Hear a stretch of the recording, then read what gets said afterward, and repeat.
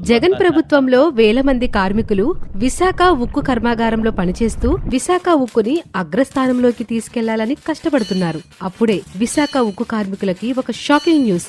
కేంద్ర ప్రభుత్వం అప్పటి అనివార్య పరిస్థితులు, ఆర్థిక సంస్కరణల దృష్ట్యా విశాఖ ఉక్కు ఫ్యాక్టరీని ప్రైవేటీకరణ చేస్తున్నామని ప్రకటించింది. కార్మికులందరూ బాధగా కూలబడిపోయారు.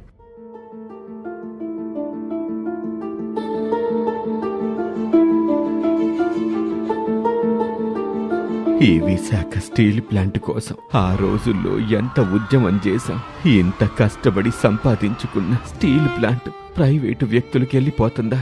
వాజ్పేయి గారి ప్రభుత్వంలో కూడా ఇలాంటి ప్రతిపాదన వచ్చింది. కానీ అప్పటి ముఖ్యమంత్రి చంద్రబాబు నాయుడు గారు కేంద్ర ప్రభుత్వంతో సంప్రదించి విశాఖ ఉక్కు ప్రైవేటు పరం కాకుండా చేశారు.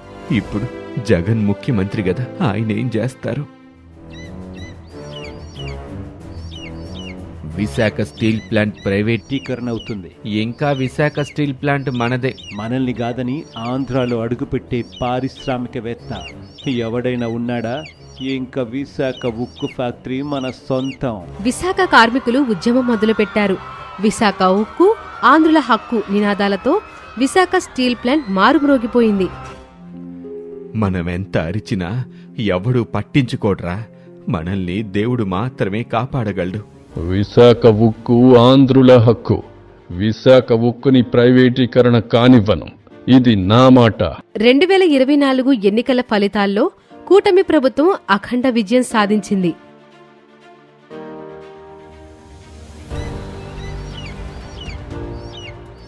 ముఖ్యమంత్రి నారా చంద్రబాబు నాయుడు గారు ప్రధానమంత్రి మోదీ గారితో, నిర్మలా సీతారామన్ గారితో, ఇతర కేంద్ర మంత్రులతో అనేకసార్లు చర్చలు జరిపి ఆఖరికి విశాఖ ఉక్కు ఫ్యాక్టరీ ప్రైవేటీకరణ కాకుండా ఆపగలిగారు.